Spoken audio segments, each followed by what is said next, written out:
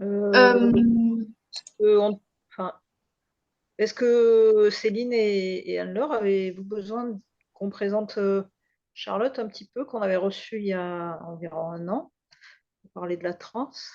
pour moi, c'est OK, j'étais là, je me souviens bien. Oui, idem pour moi. Je me souviens bien de Ok. cette présentation. C'était très Ah, bien. on s'est dit qu'on faisait une séance à partir de son livre Féral, Réensauvager l'art. Vous avez lu le petit résumé. Et je crois que en lien avec nos questions et avec les questions du vivant, ça tombe sous le sens. Donc Charlotte, je te présente pas, mais merci de ta présence et de ta disponibilité. Merci, je suis ravie de revenir. Je vous avais déjà parlé de trans et cette fois-ci, j'ai envie de vous présenter mon livre qui s'appelle Féral et qui est une sorte d'itinéraire de dédomestication. Alors, est-ce que là, vous voyez mon écran ou pas du tout? Non, il faut que je partage. Oui, je vais te nommer animateur. Et maintenant, tu peux normalement partager ton écran. Ok.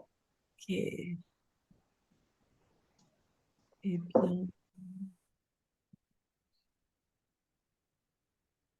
super. Donc là, maintenant, vous voyez mon écran, c'est ça? Oui, Et vous voyez aussi les petits carrés ou non? Pardon. les Est-ce que petites les vignettes, vous les voyez ou non? oui, oui, oui, commentaires et vignettes. Ah, vous voyez les commentaires aussi. Ok. Alors, donc, voilà, Féral, mon livre, c'est d'abord une rupture avec le monde de l'art et la vie citadine, puisqu'en fait, j'étais commissaire d'exposition et historienne de l'art, j'habitais dans une grande ville, Marseille, et, hum, et en fait, alors que j'essayais de transmettre vraiment l'urgence écologique et l'amour du vivant lors de mes expositions et de mes conférences, dans mon quotidien et dans mon travail, j'avais l'impression qu'il y avait une sorte de dissociation et que d'un côté, je disais beaucoup de choses.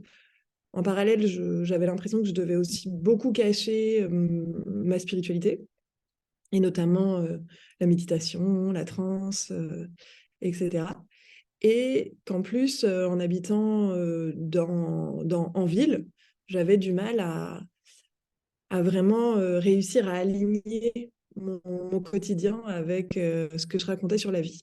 Et puis en plus, dans le milieu de l'art, on parlait d'un art écologique avec des œuvres style celle-ci. Donc c'est, vous voyez, voilà, je vais devoir, mais j'aimerais bien quand même voir au moins une personne. Ah voilà, pardon. Euh, dans l'art, on parlait d'art écologique, même avec des œuvres comme celle-ci, cette œuvre de Lafour Eliasson, qui s'appelle Ice Watch, c'est-à-dire que hop, euh, cette œuvre, c'est une œuvre où l'artiste, pour pouvoir montrer le réchauffement climatique et la fonte des glaces, s'est tout simplement approprié des bouts de banquise qui flottaient au large du Groenland, l'a mis dans des conteneurs réfrigérés et l'a fait déplacer en porte-conteneurs, puis en camion jusqu'à Paris, jusque devant le Panthéon. Et pour que les petits Parisiens et les touristes privilégiés qui avaient pu se déplacer jusqu'à Paris puissent voir, de leurs yeux, voir le réchauffement climatique. Donc, je vous laisse imaginer le bilan carbone d'un tel type d'œuvre. Et en fait, j'étais complètement horrifiée parce qu'en plus, ça avait été fait et commandité par la COP 21. Donc, ça aurait dû être vraiment une œuvre écologique. Et en fait, c'est cela qui m'a dit que peut-être je n'avais plus ma place dans le milieu de l'art parce que pour moi, il était temps de sortir du fait ce que je dis et pas ce que je fais. Et il était temps d'adopter des itinéraires de congruence.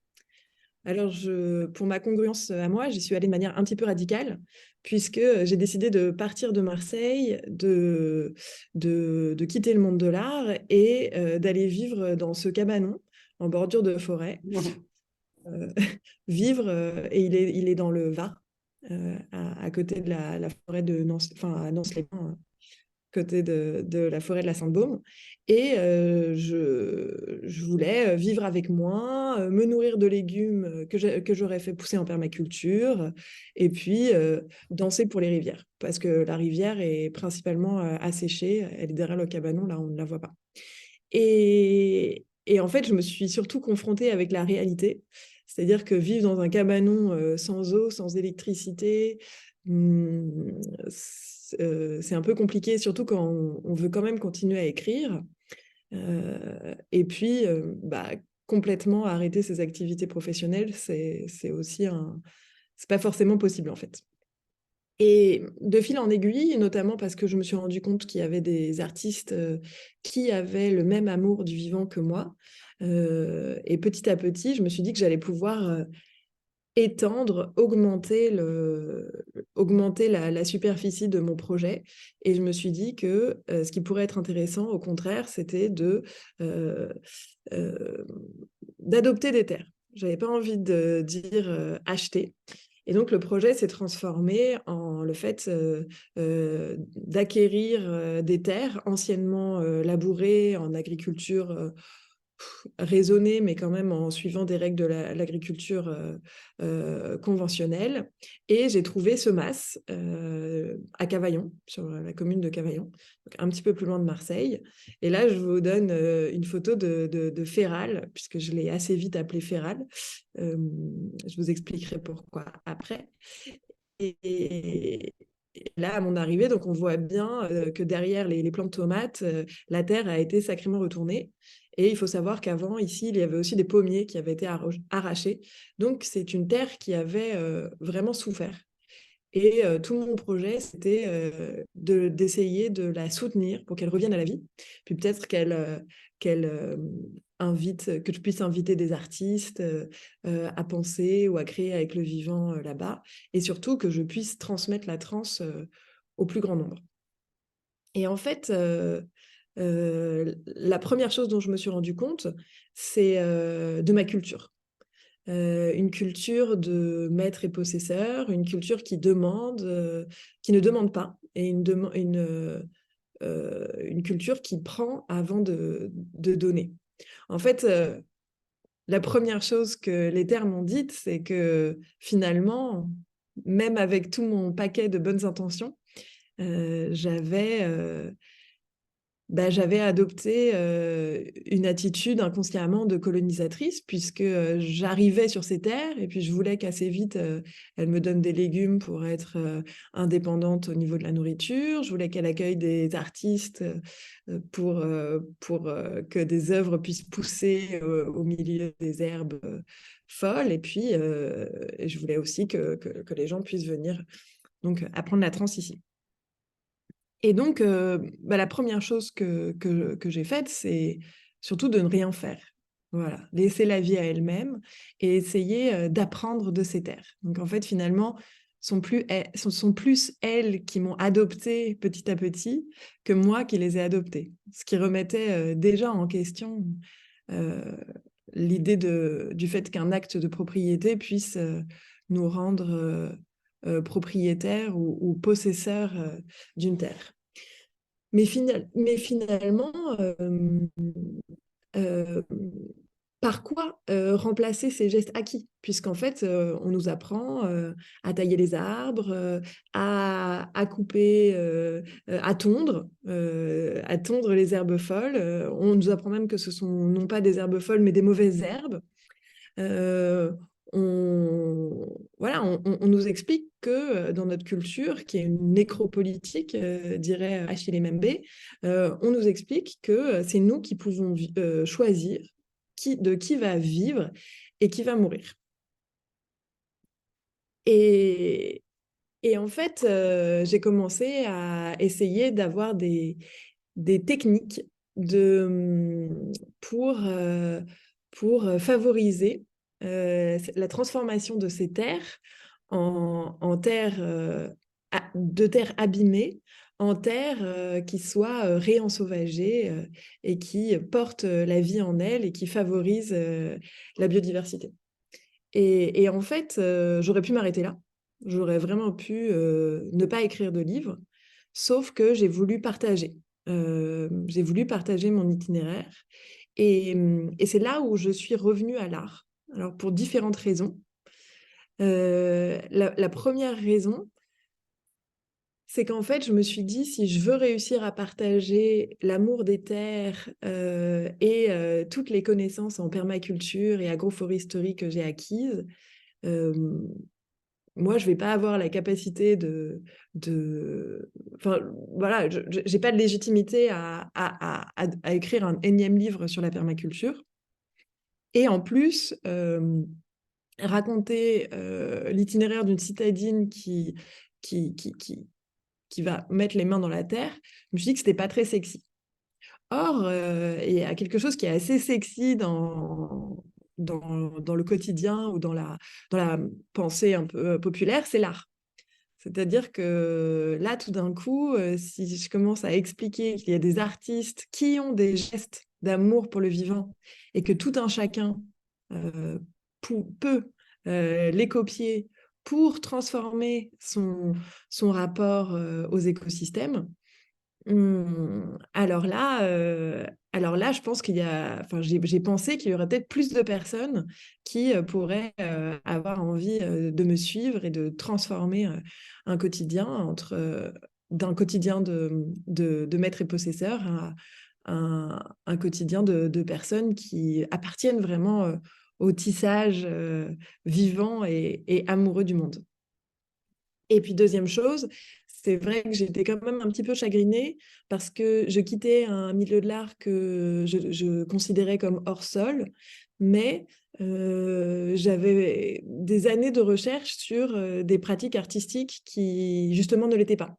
Avec des artistes qui co-créaient avec le vivant, avec des artistes qui parfois même faisaient des œuvres pour les vivants et pour des vivants non humains.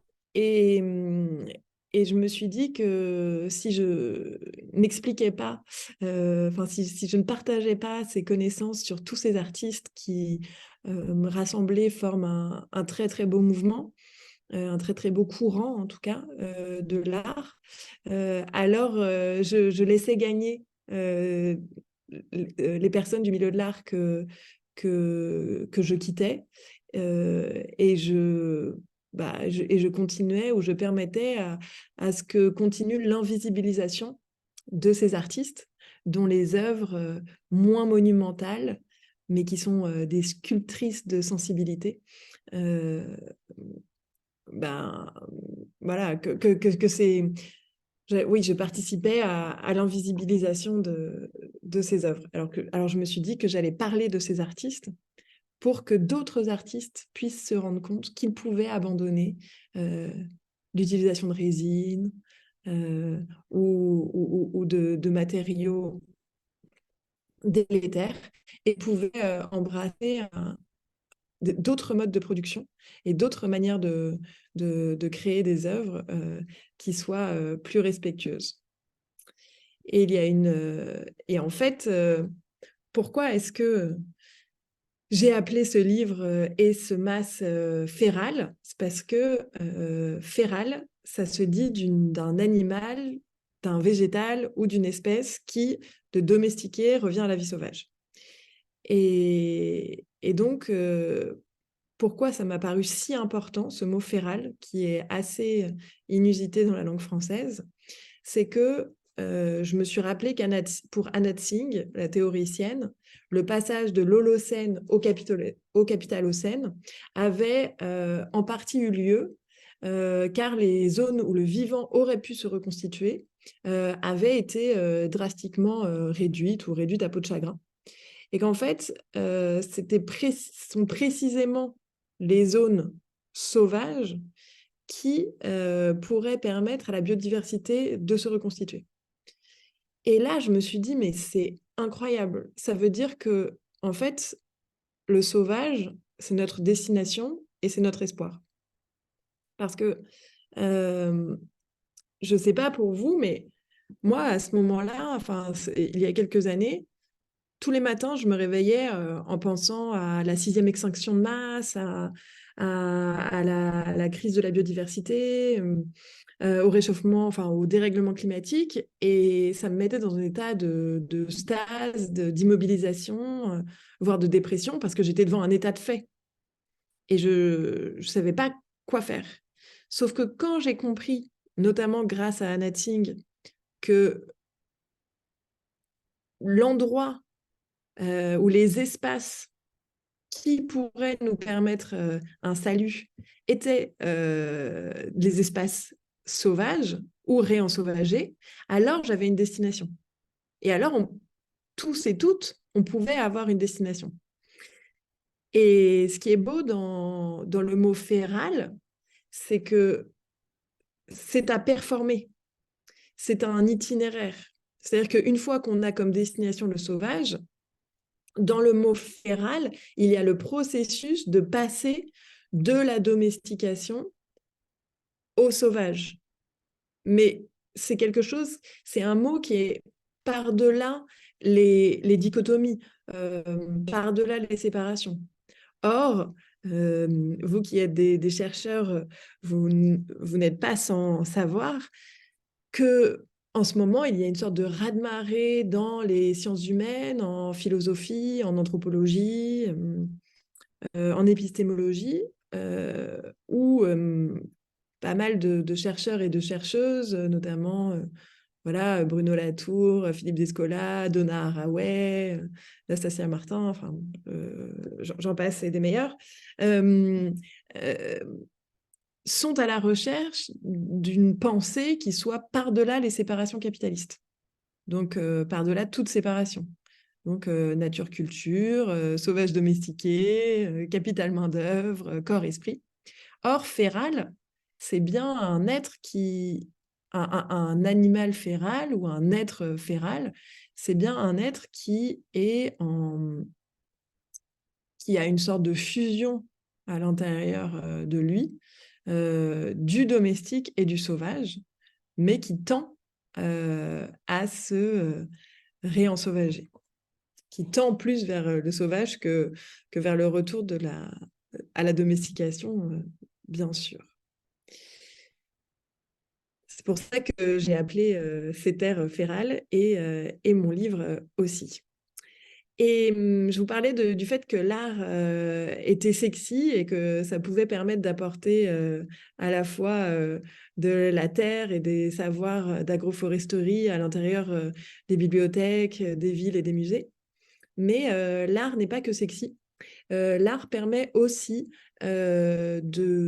parfois d'offrir aux activistes des solutions complémentaires pour pouvoir préserver des écosystèmes ou des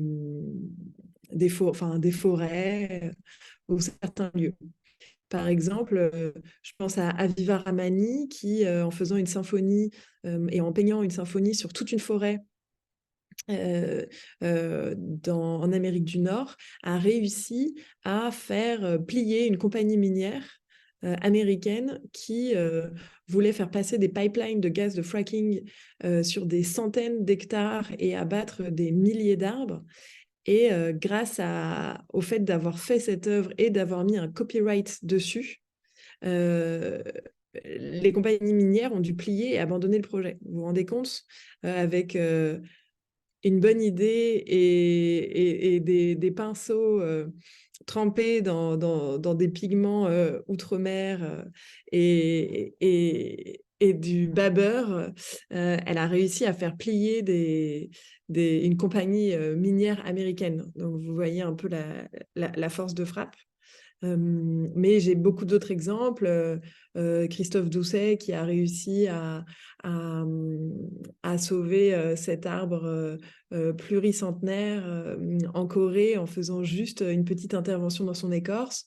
Ou alors, je ne sais pas si vous avez entendu parler de ce pêcheur italien qui, en sculptant des morceaux enfin, des blocs de marbre de Carrare et en les mettant dans la mer, a réussi à empêcher les gros chalutiers de pêche qui détruisaient les fonds marins de manière illégale mais impunie sur les bords de la Méditerranée en Italie, a réussi à les chasser, puisqu'en fait, quand les chalutiers passaient avec leurs filets, ils s'arrachaient les filets sur le musée sous-marin qu'il avait réussi à créer. Et donc, il a réussi à créer à la fois une zone où la biodiversité a vraiment repris ses droits et aussi un musée sous-marin qu'on peut aller visiter. Et ce qui est assez incroyable, c'est qu'à la fois, l'art permet d'offrir, enfin, que les activistes aient une corde de plus à leur arc, mais en retour, le vivant renforce aussi la puissance d'action de l'art qui, parfois, peut s'essouffler un peu au niveau politique. Mais là, on parle d'un art de protection. Et d'ailleurs, c'est aussi le cas de Lois Weinberger. Mais lui, cet artiste qui a fait quasiment de toute son œuvre une ode aux plantes sauvages, il a vraiment réussi à la fois à faire des œuvres de protection et des œuvres d'invitation aux herbes folles, aux rudérales, aux plantes sauvages. Vous voyez, par exemple, il a placé ce qu'il a appelé des wild cubes, donc des cubes sauvages qui permettent en fait à ce que la végétation pousse complètement librement.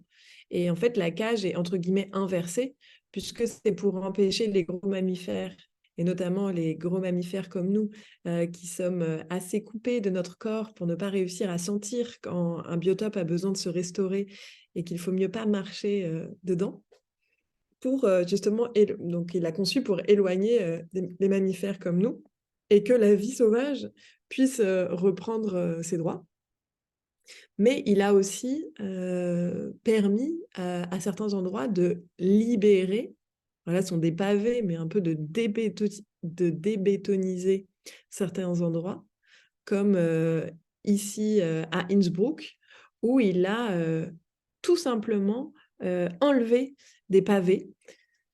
Il a enlevé des pavés pour mettre la terre à nu et que cette terre puisse devenir terre d'accueil pour toutes les rudérales, toutes les plantes sauvages qui auraient envie de venir s'inviter ici. Et en fait, en voyant le parcours des œuvres ou les différentes œuvres de Lois Weinberger, ça m'a vraiment rappelé une des théories de Fatima Wassak, qui a écrit pour une écologie pirate.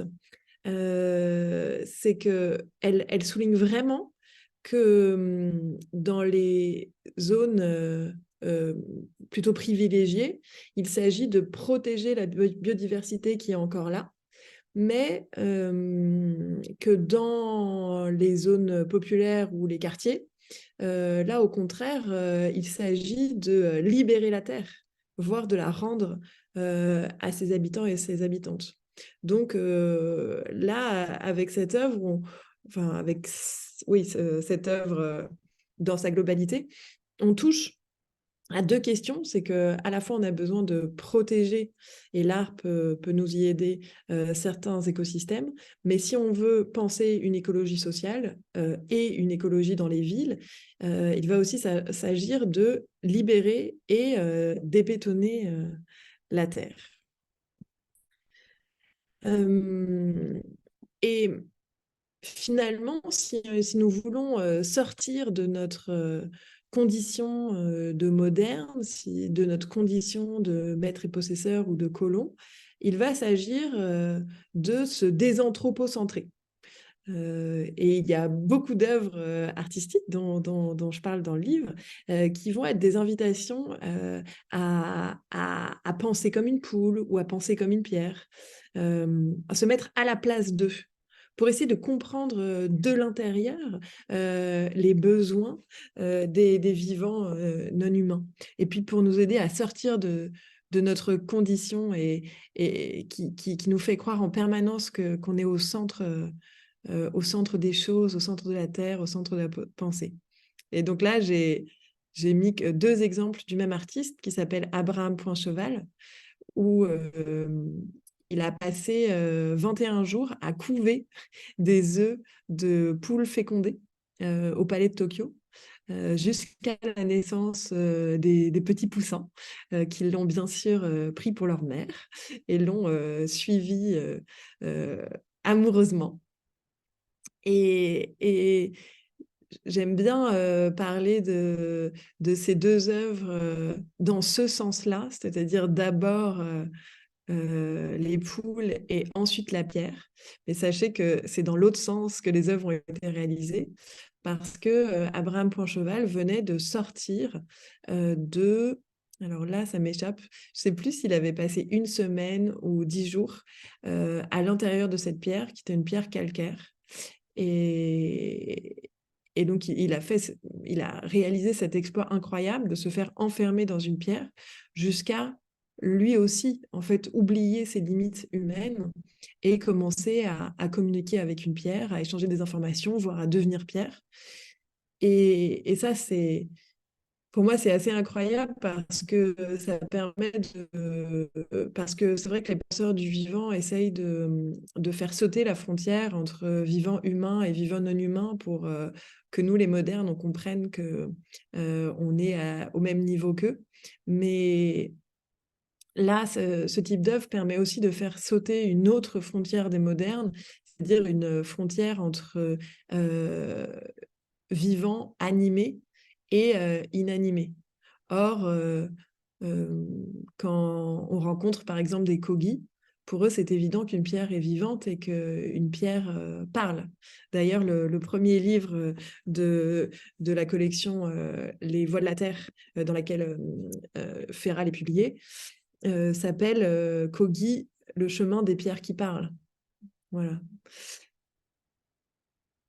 Et ensuite, je me suis aussi posé la question de est-ce qu'on pourrait avoir un art féral, c'est-à-dire un art soit qui soit réensauvagé, qui soit sorti du cadre de la domestication de l'art, avec un art qui pourrait n'être montré que dans des musées, dans un white cube, avec des néons, etc., etc. Voire d'un art qui permette à tout un chacun de réfléchir à la manière dont il est domestiqué et dont il pourrait se dédomestiquer. Et c'est vrai que j'ai rencontré beaucoup d'œuvres qui permettent de réfléchir à cet itinéraire de féralisation. J'ai d'abord rencontré Apolline Grivelet, qui élève des poules qui ont les caractéristiques les plus sauvages possibles. Alors déjà, elle va choisir un phénotype qui soit le plus possible, qui rappelle le plus possible le fait que les oiseaux viennent des dinosaures, et pour sortir de l'idée qu'une poule est forcément inoffensive. Et donc, elle sélectionne les poules, alors de manière complètement naturelle, c'est-à-dire qu'il n'y a pas de... elle ne fait pas des combinaisons génétiques, elle les fait se reproduire naturellement, et elle ne tue pas, mais elle donne les poussins qui n'ont pas le phénotype qu'elle recherche. Voilà, je précise que c'est une sélection bienveillante.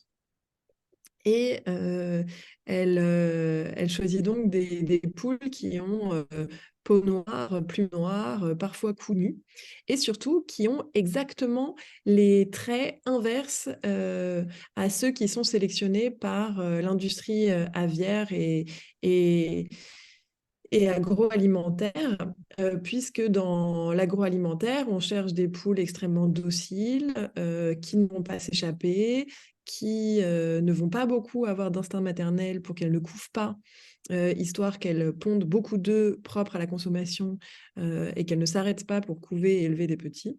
Et au contraire, Apolline choisit des poules qui vivent à 10 mètres de hauteur dans les arbres, qui, si elles ne sont pas contentes, volent vers d'autres cieux, qui ont tout le temps envie de faire des petits et de couver, enfin des poules les plus férales possibles, un peu à son échelle pour contrer la manière dont la domestication appauvrit en fait la richesse des comportements des animaux domestiqués.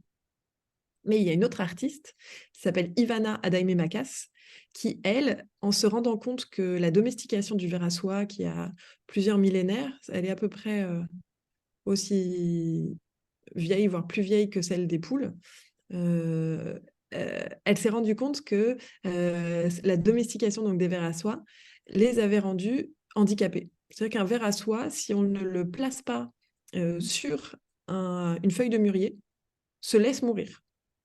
Et une fois qu'un ver à soie sort de son cocon, alors s'il a la chance de sortir de son cocon, parce que sachez que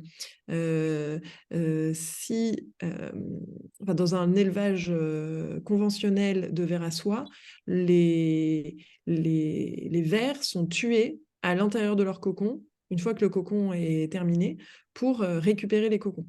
Il n'y a que dans le mouvement de la peace silk qu'on laisse les vers arriver jusqu'au stade où ils ressemblent à des papillons, mais où ils ne peuvent pas voler, voilà, que le ver est laissé en vie.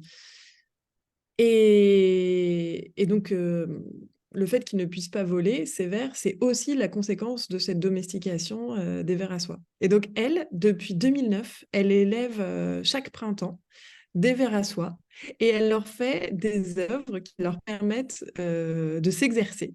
Donc ici, on a un exercice de pièce montée où les vers sont censés apprendre petit à petit à se déplacer jusqu'aux feuilles de mûrier, voire, vous voyez, il y en a certains qui réussissent même à monter sur le monticule, sur cette sculpture. Mais elle les emmène aussi en pique-nique au but de Chaumont, ou alors elle essaye de leur faire des exercices de vol, alors qu'avec leur gros corps et leurs petites ailes, ça n'est pas possible. Et il y a bien sûr d'autres artistes qui travaillent sur la réalisation humaine, notamment Laurent Tixador, qui, pour la performance au naturel, est quand même parti nu en forêt pendant 10 jours et 10 nuits, dans l'idée de trouver tout ce dont il aurait besoin pour survivre dans le monde sauvage. Voilà. Je crois qu'il est juste parti avec de quoi faire quelques photos, peut-être un stylo, et sa paire de lunettes. Voilà. Et c'est tout. Donc ça, ce sont aussi des itinéraires de réensauvagement ou de féralisation humaine. Mais autre qu'un art féral, ou alors un autre pan d'un art qu'on pourrait appeler soit permacole, soit féral, c'est un art ou des œuvres qui prennent leur source dans les besoins du vivant. Et là, ce qui est intéressant, ou ce que j'ai trouvé passionnant, c'est qu'il y avait des artistes qui non seulement étaient permacultrices, c'est-à-dire qu'ils se servaient de la permaculture pour aggrader des écosystèmes ou se faire pousser des légumes, mais que par porosité, la permaculture s'était aussi infiltrée dans certaines de leurs œuvres, voire dans toutes leurs œuvres. Donc peut-être que l'artiste la plus connue dans ce domaine, c'est Suzanne Husky.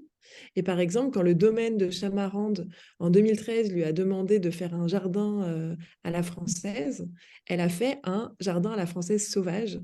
Et donc, elle a imaginé tout ce parterre de fleurs pour qu'à la fois les racines de ces fleurs sauvages permettent d'améliorer le sol et pour que qu'il y ait des fleurs qui puissent fleurir à toutes les époques pour pouvoir nourrir les pollinisateurs et les pollinisatrices du lieu.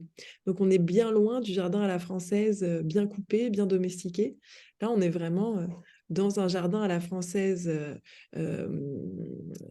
réensauvagé et qui en plus va être là pour apporter apporter ses soins et rééquilibrer un système forcément appauvri par la domestication humaine.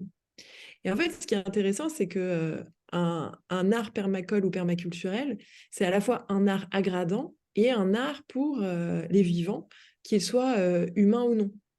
En fait, je me suis rendu compte qu'il y avait de plus en plus d'œuvres qui étaient à destination, bien sûr, de nos yeux d'humains, mais dont la finalité était beaucoup plus là pour les animaux sauvages ou la biodiversité ou les insectes pollinisateurs. On peut penser par exemple à Lin Hu, qui est cette artiste américaine qui a fait des sculptures, notamment dans le Wyoming, pour que puissent nicher des rapaces et ou des oiseaux migrateurs, ou qui a fait des plateformes de nidification pour les canards et les oies sauvages au milieu de lacs.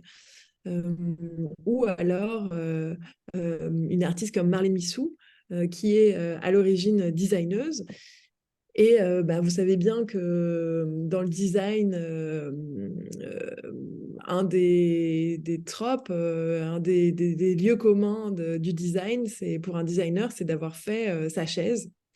Et elle, la chaise qu'elle a faite, qui s'appelle Please Stand By, cette chaise, même si elle a la forme d'une chaise, n'est pas du tout faite pour accueillir des fessiers humains.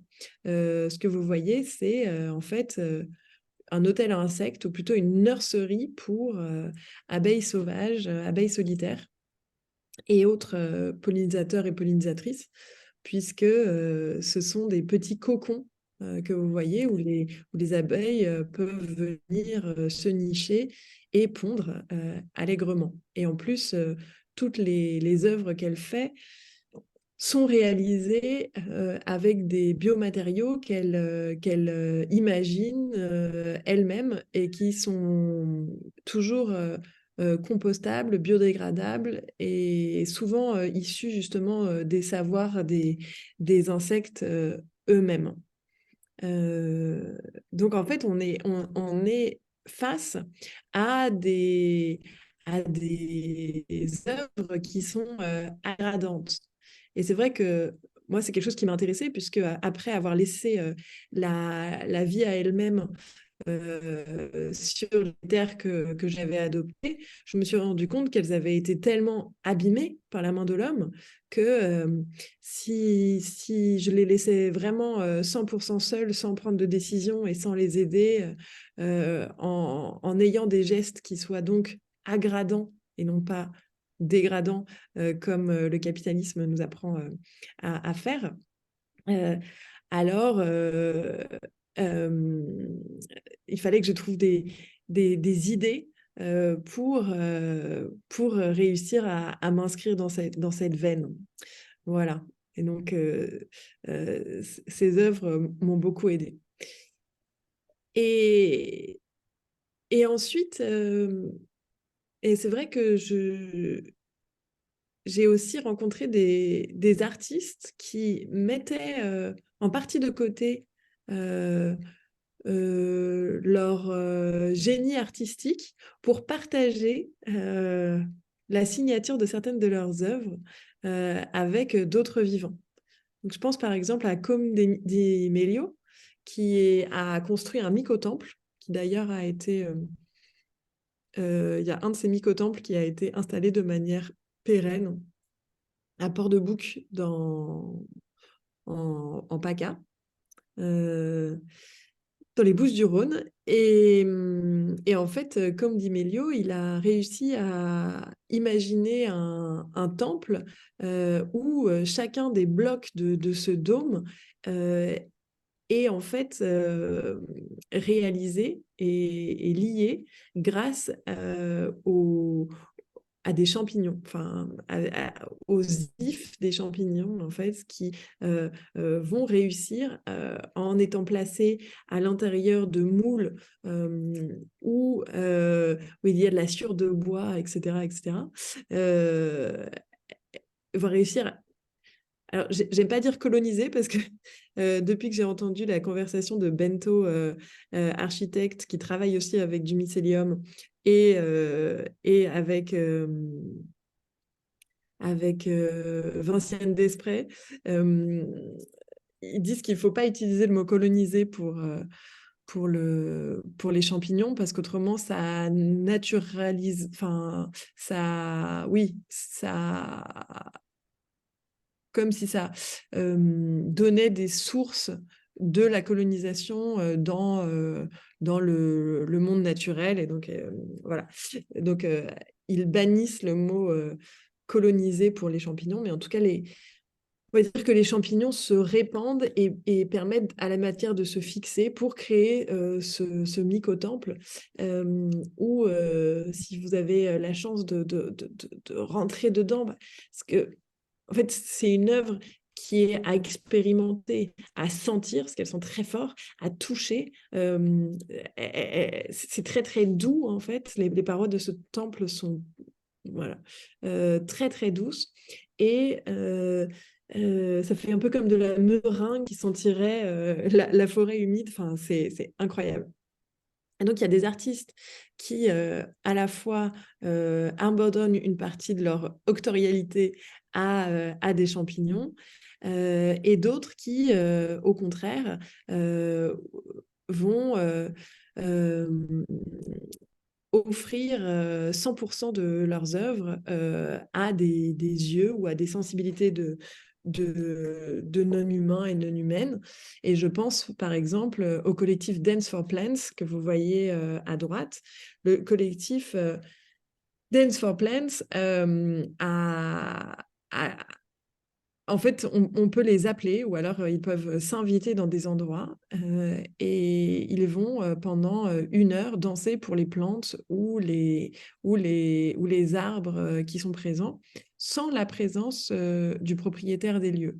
Vraiment, quand ils se mettent à danser pour ces plantes ou ces arbres, il n'y a absolument pas de regardeur humain. Et je trouve que c'est magnifique parce qu'en fait, ce type de geste euh, euh, est un geste où il y a un don de moderne pour des vivants que pourtant la modernité considère plus comme des stocks de ressources que comme des êtres vivants.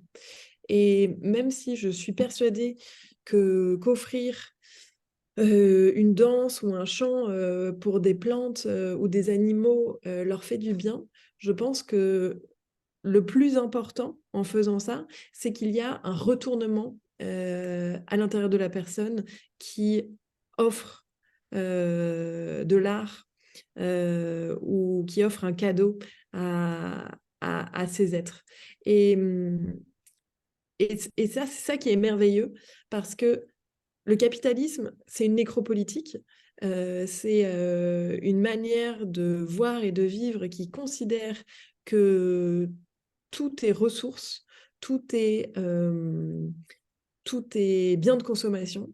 Et donc, c'est vraiment une politique de mort. Et en fait, on a besoin, enfin, ça, c'est une des grandes théories, enfin, je ne sais pas s'il y a les grandes, mais en tout cas, c'est la théorie principale de mon livre Féral, c'est que on a besoin de voir à nouveau que tout vit, que tout fourmille, que l'air est la co-création de la respiration des arbres, des bactéries et des animaux, que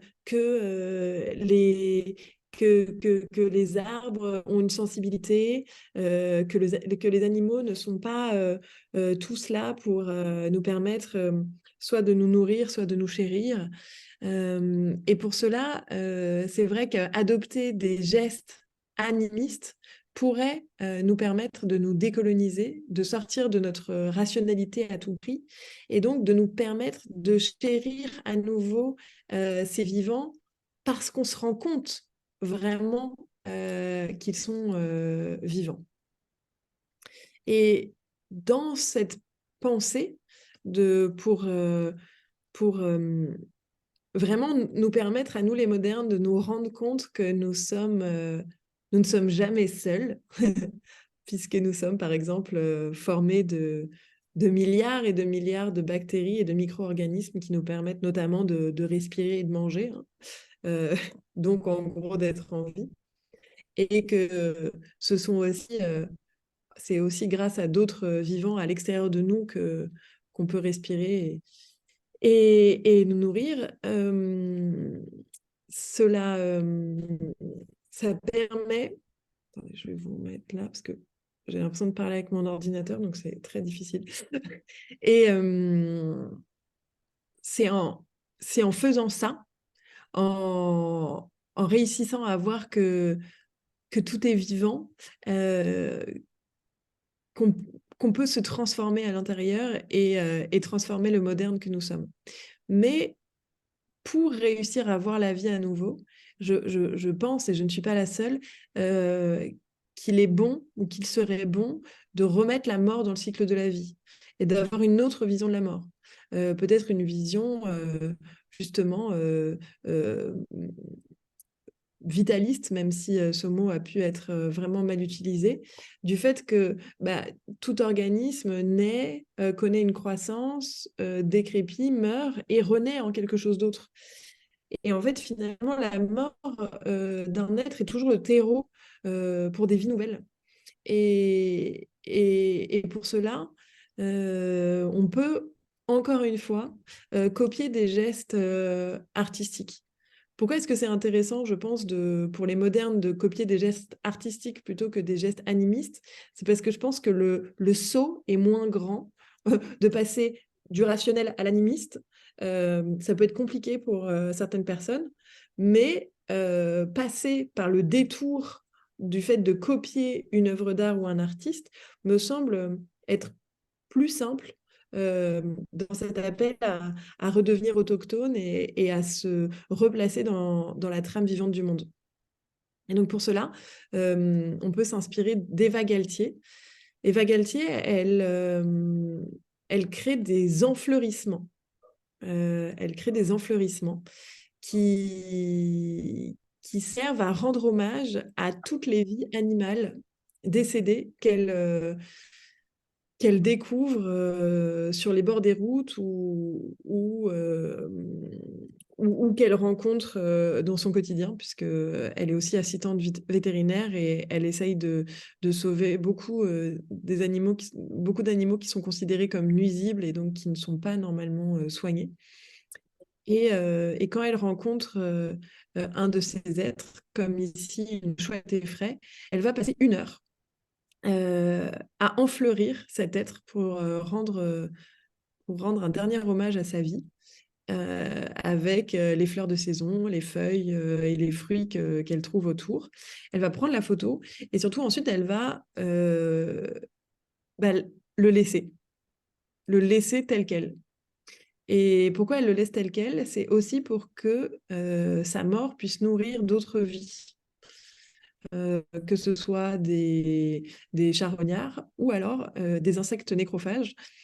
Parce qu'en fait, à force de nettoyer nous-mêmes avec plein de produits chimiques nos morts ou les brûler, etc., en fait, il y a aussi une perte drastique des insectes, de la population d'insectes nécrophages, ce qui fait que le jour où on ne pourra plus utiliser de produits chimiques parce qu'on se sera enfin rendu compte qu'on est en train de détruire notre planète, donc c'est-à-dire qu'on est en train de scier la branche de l'arbre sur laquelle on est assise, eh bien, on n'aura plus d'insectes nécrophages. Donc voilà, d'où l'intérêt à la fois d'accepter la mort, le contact avec la mort, mais aussi dans l'idée de le ritualiser pour prendre en compte qu'une vie a une importance Et comme dirait François Sarano, de réaliser que chaque être vivant est irremplaçable. Voilà, vous êtes irremplaçable, mais au même titre, chaque animal a une personnalité propre et différente. Et c'est assez incroyable quand on vit à la campagne. Je sais pas, nous, on a eu par exemple une portée de 8 petits canards. Et les 8 ont vraiment des personnalités distinctes et à l'intérieur de leurs yeux, on voit vraiment que ce sont des êtres différenciés. Et le fait de faire un rituel pour chacun des êtres morts que l'on croise sur notre chemin permet de souligner la manière dont c'est une vie qui a été effacée et, donc, et que cette vie ne sera pas remplacée. Je continue à vous parler d'art. Replacer la mort dans le cycle de la vie. On a par exemple cette artiste qui s'appelle Jenny Kendler qui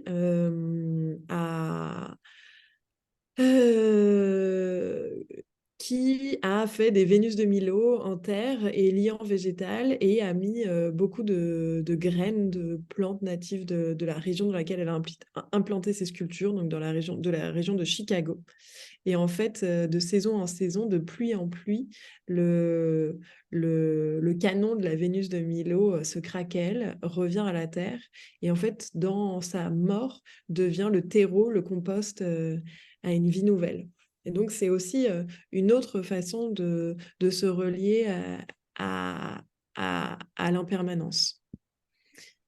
Et toutes ces œuvres, en fait, j'espère, ces œuvres et ce livre vont nous permettre de réaliser qu'il n'y a pas que à Notre-Dame-des-Landes ou à quelques endroits en France qu'il y a des ZAD, donc des zones à défendre, mais bien que l'idée serait de réaliser que c'est vraiment tout notre globe qui devrait être considéré comme une zone à défendre. Bon, là, je vous ai surtout beaucoup parlé d'art, mais en gros, ce qui s'est passé quand j'ai écrit ce livre, c'est que ces terres ont commencé à me parler. Et j'ai répondu en fait aux questions des terres de Féral, des terres d'ici, avec ces nouvelles sensibilités liées au vivant, qu'elles soient philosophiques ou artistiques, pour permettre à tout un chacun de pouvoir se réapproprier en fait des gestes créatifs et de créer ses propres rituels pour réussir à sortir à se décoloniser, à sortir de la culture capitaliste pour redevenir autochtone. Et c'est pour cela que je termine ce livre avec l'idée d'une nécessaire spiritualité. Ah, mais voilà, il y a une slide qui a sauté. Et une nécessaire spiritualité, puisque justement, il y a des peuples qui n'ont jamais arrêté d'avoir des gestes qui soient aggradants. Ce sont tous les peuples indigènes qui existent de par le monde et qui ont été détruits par la colonisation et sont encore menacés et tués. Hein. Il y a des meurtres quasiment quotidiens des leaders spirituels et des activistes des peuples autochtones au quotidien. Et donc finalement, cette pensée des artistes et des penseurs du vivant, pour moi, c'est pas une alter-modernité ou une post-modernité qui serait écologique, c'est finalement une reconnexion à des savoirs indigènes qui sont en fait des pré-modernismes ou des pré-capitalismes ou des péri-capitalismes si on considère qu'ils sont encore là. Et peut-être que au même titre que nous devons, qui serait intéressant d'apprendre d'eux, puisque finalement, ils ont un savoir incroyable. Comment aussi réussir à apprendre des plantes et apprendre des animaux Pourquoi? Parce que finalement, eux, comme les plantes, les animaux, n'ont pas perdu le savoir pour vivre en mutualisme ou en symbiose avec les autres êtres, mais aussi pour sortir de notre supériorité. Or, c'est vrai que on nous a appris que dans notre culture, que comme on avait le savoir, et notamment le savoir rationnel, et qu'on a été élevé dans une culture du progrès, on est souvent confronté à cette pensée, mais même si on essaie de la combattre, qui peut être à l'intérieur de nous, que ah non, mais eux aussi, ils vont se mettre à la modernité, eux aussi, ah oui, mais ils n'ont pas de médicaments, mais il faut leur apporter des médicaments, euh, ou ah oui, mais c'est savoirs ancestraux. Et en fait, ce rationalisme à tout prix et cette idée du progrès nous font prendre de haut celles et ceux qui finalement n'ont jamais arrêté d'être aggradants. Donc, je pense que réapprendre d'eux et retrouver nos propres gestes animistes pour renouveler, enfin faire fleurir le vivant serait primordial, mais surtout pour que nous trouvions les moyens de redevenir autochtones, c'est-à-dire de se connecter à notre propre terre et faire fleurir nos propres rapports à nos écosystèmes. Et c'est aussi pour ça que j'enseigne à entrer en transe, parce que la transe permet de se reconnecter à son corps, de se reconnecter aux végétaux, aux territoires et aux animaux, et pour apprendre directement d'elles et d'eux, sans avoir à passer par la case appropriation culturelle et sans avoir à transposer des cultures autres et des cultures autochtones à l'intérieur de notre propre culture. Donc, pour moi, se reconnecter à une forme de spiritualité ou au moins à des gestes animistes pourrait nous permettre de nous décoloniser, de sortir de notre piédestal et de commencer à apprendre auprès de celles et ceux, et quand je dis celles et ceux, c'est aussi des animaux et des végétaux, qui savent très bien qu'ils appartiennent à cette trame vivante du monde et continuent à la favoriser, coûte que coûte. Voilà. Merci Charlotte. Oui, merci beaucoup. C'était très, très riche et d'aborder tous ces aspects à la fois oui, artistiques, politiques, écologiques. Et je me demandais tout ce que tu as présenté et donc dans ton livre, explicité dans ton livre. Oui. Alors, en fait, dans le livre, je commence chaque chapitre avec une anecdote qui m'est arrivée d'avoir sur ces terres. Une anecdote qui a permis de remettre en question ma culture de moderne et domestiquée. Par exemple, la question nuisible, la question de tondre, la sensibilité qui fait appeler une herbe une mauvaise herbe, le rapport à la mort, qu'est-ce que c'est de se désanthropocentrer, etc., etc. Et en fait, j'y réponds avec plein d'œuvres issues de cette sensibilité nouvelle. Là, je vous en ai montré quelques-unes, mais je pense que je cite entre 100 et 150 artistes à l'intérieur à l'intérieur de ce livre pour à la fois permettre d'inviter d'autres artistes à adopter des pratiques qui soient aggradantes et de permettre à des personnes qui ne sont pas forcément dans le milieu de l'art d'adopter, de copier ces gestes pour transformer en profondeur leur quotidien. Par exemple, faire une petite méditation pour remercier toutes les bactéries qui vont nous permettre de digérer avant de manger ou trinquer à l'eau potable. Parce qu'il y en a quasiment plus, donc c'est bien de dire merci au fait qu'on ait encore la chance d'en avoir.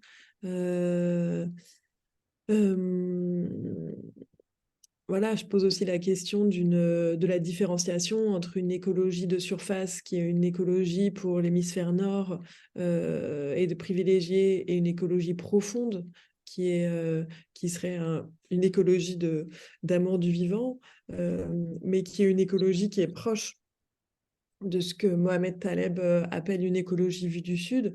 Or, pour Mohamed Taleb, qui a vraiment étudié dans tout l'hémisphère sud, sur tous les continents, et qui s'est aussi intéressé aux traditions, aux peuples autochtones, donc des minorités de l'hémisphère nord, il s'est rendu compte qu'une écologie, dans ces contextes-là, était toujours sociale, donc pas du tout réservée aux privilégiés, toujours anticapitaliste et aussi spirituelle. Parce que, par exemple, on va privilégier, on va préserver le sommet d'une montagne parce qu'il abrite les esprits, et où on va préserver une rivière parce que c'est une déesse. Or, en préservant le haut d'une montagne, on préserve un climat, puisqu'on sait que ce sont souvent les glaciers qui vont, ce sont les glaciers qui vont conditionner la météo, mais aussi la manière dont l'eau va être distribuée. En Inde, par exemple, il n'y aura plus de moussons si l'Himalaya se réchauffe trop vite. Et c'est le fait de préserver pour des raisons spirituelles qui va permettre à des peuples de vivre de manière vernaculaire sur les bords d'un fleuve ou au pied d'une montagne. Donc c'est social et c'est écologique, puisque normalement on ne va pas déverser, on ne va pas transformer la rivière en dépotoir si c'est une déesse sacrée et que l'on doit respecter. Et c'était aussi ce que je voulais réussir à faire remonter dans l'écologie de surface et pour riches et blancs de l'écologie actuelle. C'est que finalement, une écologie qui n'est pensée que à l'intérieur du paradigme rationnel et qui ne remet pas de la vie et donc de l'amour à l'intérieur de l'écologie est vraiment difficile à faire adopter. Vous voyez, quand on a des cerveaux qui font que quand on nous dit des il faut et on doit, genre manger 5 fruits et légumes par jour, lavez-vous 3 fois les dents, ne faites pas ci, faites pas ça, on a envie de claquer la porte et dire ça va, laissez-moi tranquille. Et or, quand on fait ça avec l'écologie, c'est pareil, il y a un côté un peu rebelle qui peut se créer chez les gens, genre ça va, ils nous saoulent avec le fait de ne pas devoir prendre l'avion et devoir trier nos déchets, laissez-moi libre, ou manger moins de viande. Alors que, au contraire, moi, ce qui m'a intéressée, c'est que et c'est vraiment ça sur lequel je travaille, je pense que si on souffle sur l'amour du vivant à l'intérieur des cœurs de chacun, alors c'est un élan à préserver qui va être créé. Et donc, même si je passe par une partie du mental pour essayer de convaincre certains modernes d'adopter des gestes animistes, et en leur expliquant que c'est un acte de décolonisation, moi, mon idée, c'est que le mental aille dans le sens des cœurs et que ce soit vraiment les cœurs qui s'embrasent pour les vivants. Pourquoi ? Parce qu'en fait, quand on commence à aimer un être ou à aimer une terre, c'est là où on commence à se battre pour la protéger. Et je crois que je vous l'avais déjà expliqué dans ma conférence sur la transe. Quand on commence à se transformer en poule, on a vachement moins envie de manger du poulet au repas. Et quand on échange des informations avec un arbre ou une plante, tout d'un coup, on a beaucoup moins envie de la couper ou de mal s'en occuper parce que ces êtres acquièrent une importance pour nous. Donc, donc voilà, c'était ça tout l'enjeu de mon livre, c'était de réussir à faire s'embraser l'amour du vivant à l'intérieur des cœurs des modernes qui allaient me lire.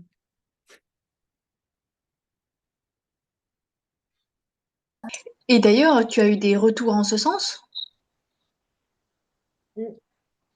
Ouais, j'ai eu pas mal de retours de personnes qui m'ont dit qu'ils avaient changé des choses dans leur quotidien et c'était très beau. J'ai une personne qui m'a dit: «Oui, moi ça m'a toujours, fait chier là, cette idée de devoir ramasser les détritus des autres et tout, je suis pas la domestique, des gens qui laissent leurs affaires partout et tout». Enfin, moi c'est pas un discours auquel je me relie ou que j'ai ressenti, mais en tout cas, c'était le ressenti de cette jeune femme. Elle m'a dit: «Bah, depuis que j'ai lu ton livre, ce qui est bizarre, c'est que, sur le chemin que je fais tous les jours entre chez moi et Notre-Dame-de-la-Garde, maintenant, tous les jours, je pars avec un sac et j'enlève tous les détritus et je les mets à la poubelle en rentrant».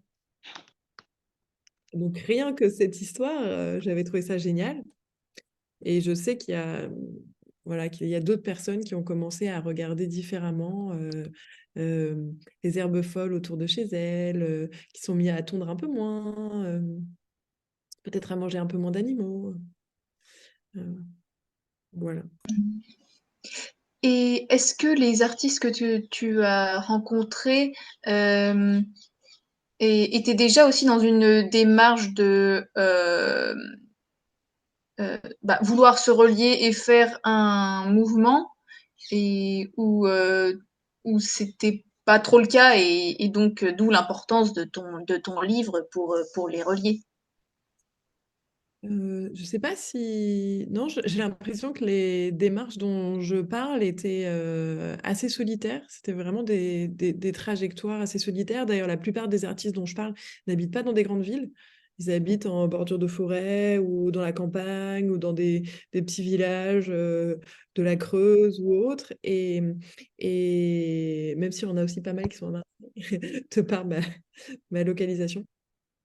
Et donc ce sont des artistes qui ne se connaissaient pas forcément et certains, avaient cette recherche d'autres artistes liés au vivant, mais d'autres non et c'est vrai que je sais qu'ils ont toutes et tous, rencontré d'autres sensibilités et je crois qu'en ce moment, il y en a certains d'entre eux qui communiquent et qui se rencontrent, via mon livre et aussi notamment plein de jeunes artistes ou d'étudiants, des beaux-arts qui étaient vraiment déprimés par, le monde de l'art et qui me contactent en m'expliquant que voilà, ils vivent en forêt, ils font de la teinture végétale et donc je reçois aussi beaucoup, beaucoup de messages en fait d'artistes que je ne connaissais pas et j'essaye de les mettre un peu, en lien entre eux.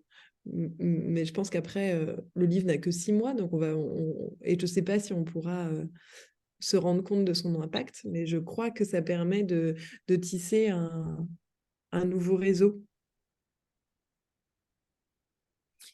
Et je me demandais, est-ce que ça vous dirait que je vous lise un extrait pour, parce que je me dis que ça pourrait donner un peu le ton du livre parce que finalement, là, je vous ai parlé beaucoup d'art, mais l'art, c'est vraiment une excuse pour moi pour faire grandir cet amour du vivant. Et, et le livre n'est pas une présentation universitaire. C'est vraiment écrit pour tout un chacun. Euh, D'ailleurs, pour la petite anecdote, j'avais envoyé un premier manuscrit à l'éditeur de mes rêves qui s'appelle Stéphane Durand, parce que je rêvais de rentrer dans la collection Monde Sauvage.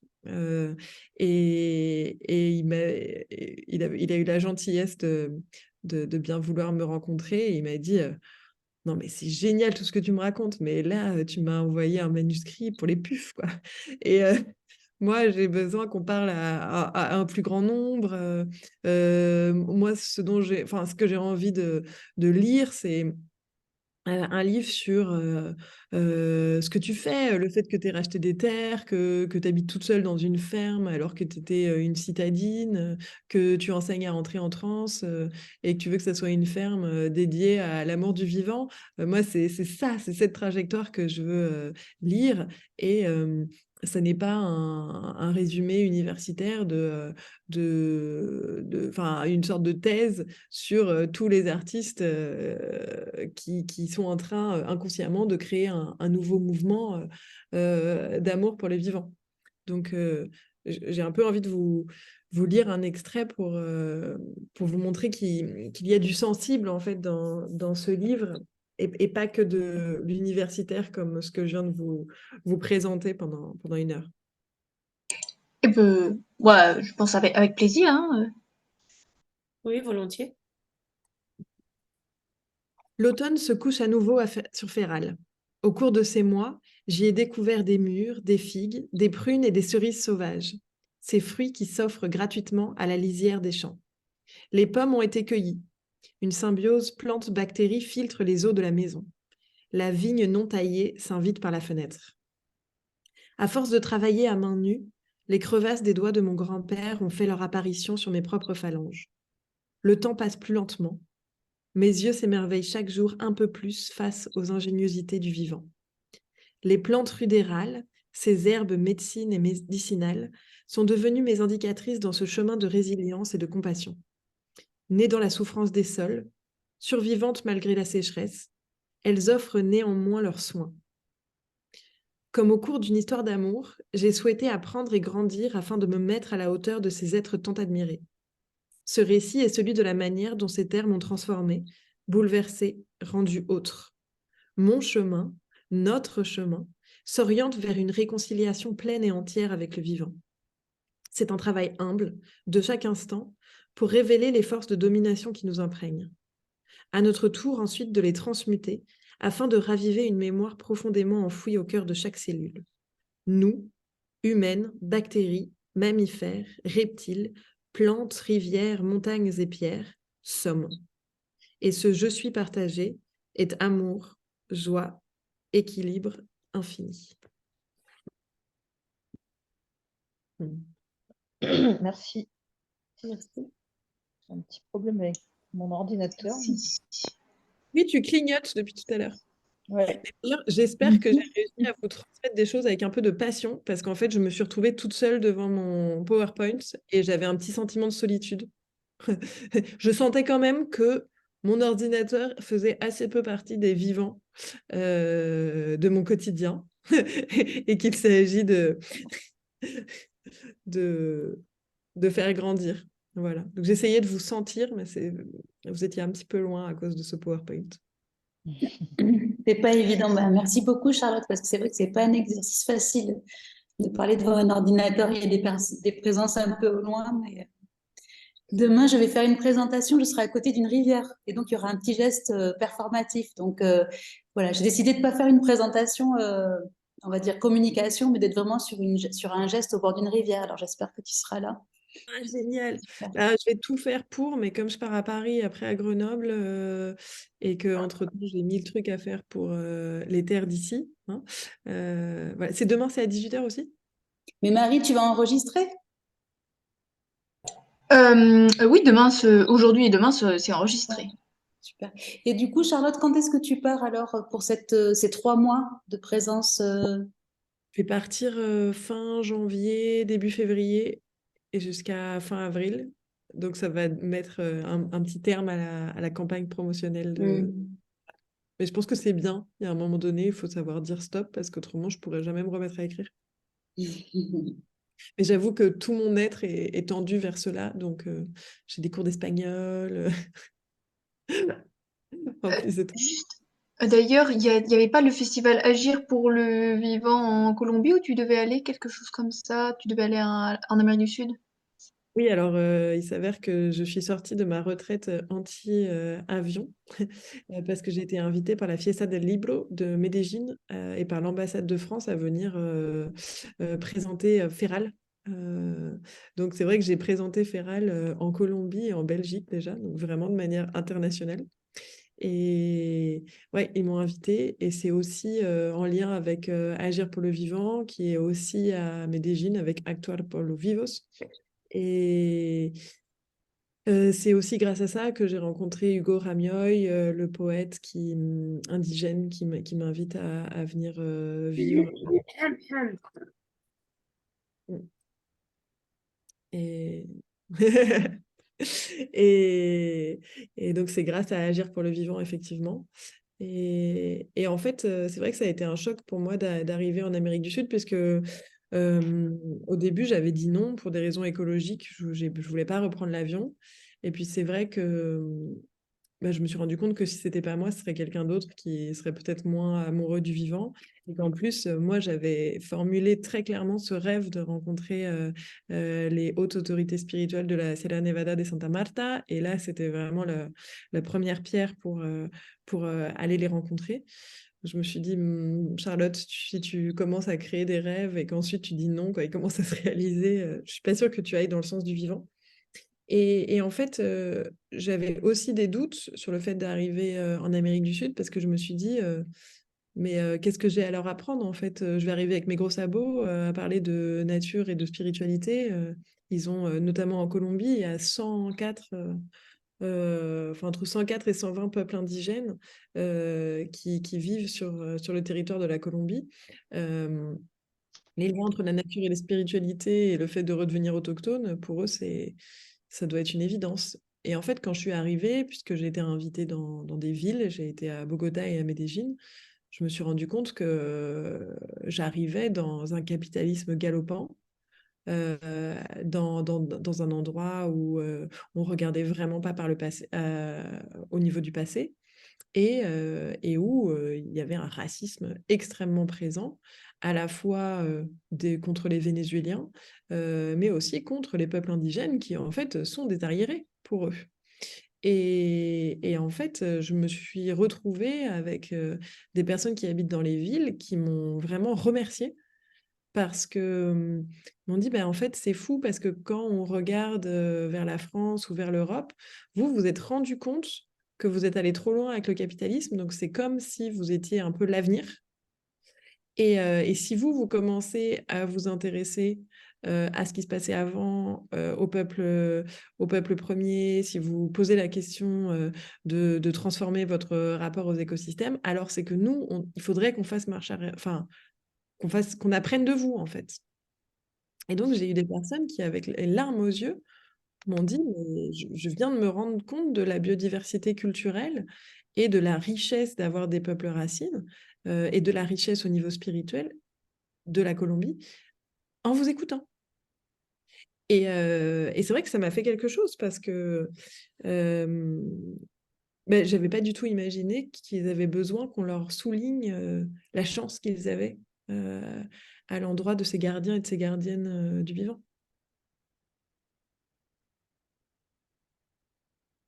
Donc c'est ça qui a été le plus important pour moi quand je suis allée à Bogota et à Medellín pour enseigner à l'université et présenter Feral. Il y a eu la semaine dernière à Marseille, tu Il y avait connais, Tannoné.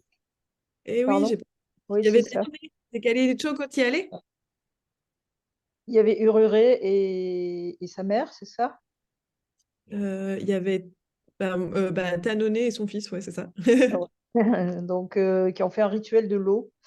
Et c'est vrai que voilà, c'est tout aussi. Je pense à Céline qui va faire ça, enfin, qui demain va faire une performance, mais on se rapproche. Moi, j'ai un petit peu du mal avec ces oppositions entre quelque chose qui serait primitif ou premier et quelque chose qui aurait dépassé une certaine modernité. Je crois que enfin, il y a des antagonismes et il y a des liens et j'ai l'impression que ça participe aussi de ce processus féral dont tu parles.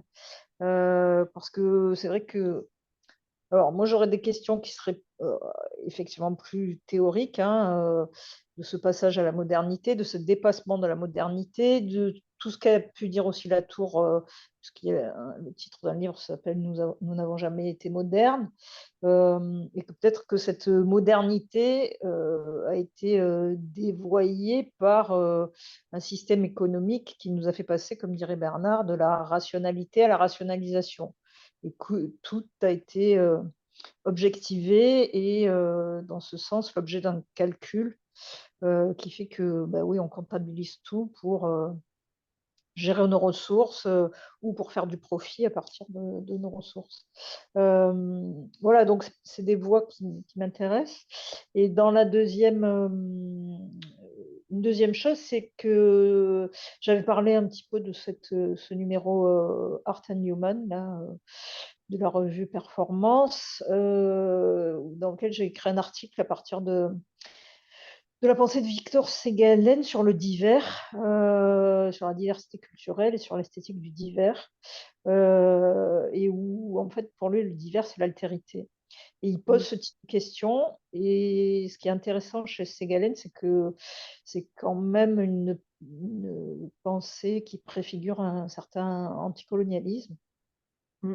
Et puis, il s'est aussi intéressé, au peuple maori, donc à ces peuples autochtones des pays qu'il a traversés, puisqu'il était médecin de marine, et qu'il a écrit un livre qui s'appelle Les Immémoriaux, sur la façon dont, les peuples colonisés et surtout christianisés perdaient leur identité, en perdant jusqu'à leur nom, hein, en perdant toute leur culture. Voilà, donc je sais pas, c'est une figure qui me paraît assez, intéressante si ça intéresse le groupe. Il y a pas mal de pistes pour penser les rapports, de globalisation, les rapports, Occident-Orient, la modernité, voilà. Hem, voilà, mais Charlotte, on aura peut-être d'autres occasions parce que là, je vois que l'heure avance, mais pour, reposer un peu toutes ces questions paradigmatiques, au-delà des pratiques qui nous intéressent vraiment, quoi, que tu as décrites. Ah oui, bah, rien n'est aussi séparé qu'on ne le croit, justement. Mmh, Les mmh, mmh, mmh. frontières sont là, floutées. Ouais, ouais. Sûr. C'est la théorie de la complexité, la suite de Edgar Morin. Mm. Mmh, mmh. C'est beaucoup plus complexe que ce qu'on veut nous faire croire, mais en tout cas, on est quand même confronté à un capitalisme qui transforme le monde en un stock de ressources, ça c'est sûr. Oui, oui, mais ça, on y est Lesquelles toujours. sont aussi. Mm. Oh, juste pour rebondir, ça me fait penser à. J'ai lu récemment un livre un peu écrit par Philippe Descola où il parlait du fait que on fait un petit peu preuve d'animisme parfois même avec les objets ou par exemple un ordinateur on peut lui parler et l'insulter par exemple et que bah, par exemple voilà ça c'est un peu d'animisme donc c'est pas comme si on était complètement séparés de ça et que les choses sont plus complexes. Bon, après, c'est quand même un peu dommage d'être animiste que pour des objets technologiques. Hein. Bah, c'est trop drôle. Je sais pas de quand il date et je sais que, enfin, ce livre est, mais en tout cas, je l'avais pas lu et je suis absolument certaine que Descola ne m'avait pas lu. Mais en 2015, j'avais écrit un texte pour une exposition que j'avais organisée qui s'appelait Animism, Shamanism, Diving into Gaia Spirit.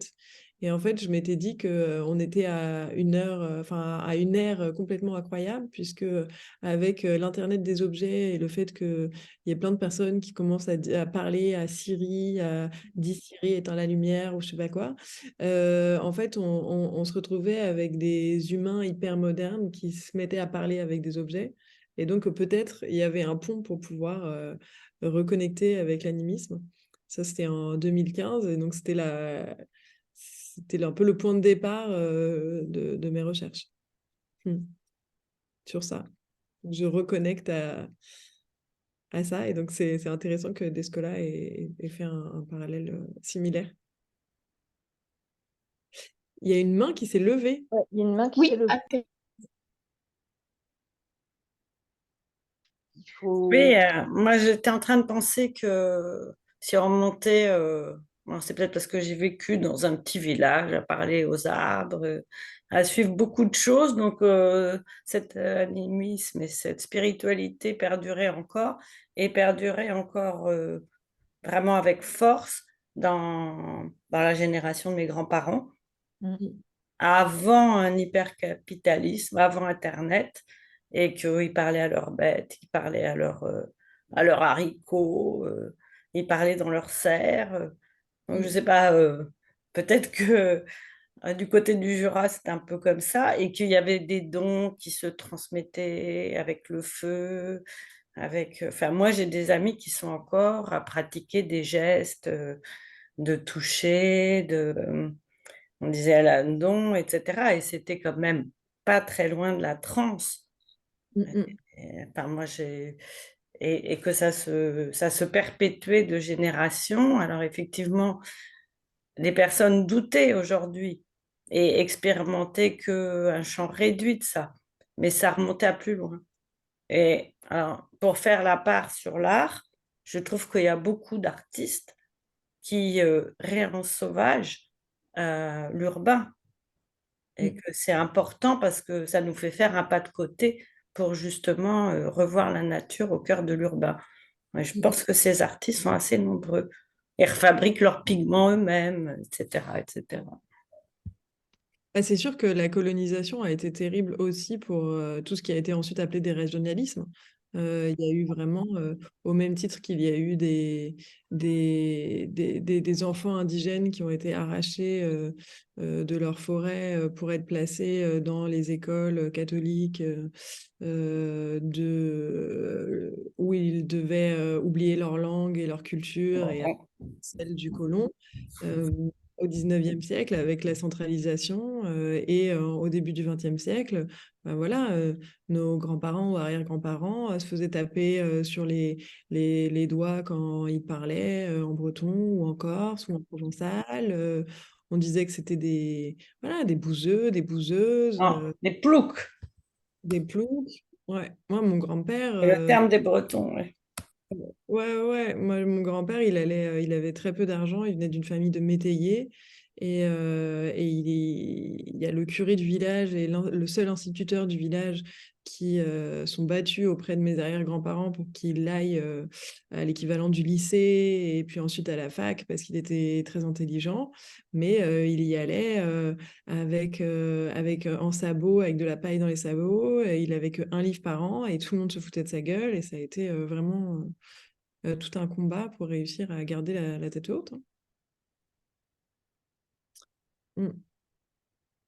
Alors que tous ces savoirs-là, aujourd'hui, on essaye de les retrouver avec des livres. Mm. Il y a... Aussi avec des gens, ce qu'on appelle beaucoup de primo-arrivants ou de migrants, etc., qui apportent des choses qui, quelquefois, viennent de très loin, hein. C'est Et vrai, on n'est pas forcément à l'écoute de ça. non, malheureusement. Voilà. Céline, tu veux Là, je dire voulais remercier pour le parallèle avec Ouais. le lien avec la décolonisation que je trouve particulièrement intéressant. Ah, merci. Mm. Il y a une Céline, autre... tu veux dire quelques mots de ce que tu vas présenter demain? Il y a Anne-Laure qui a levé la main aussi, Ah, je sais pas. pardon.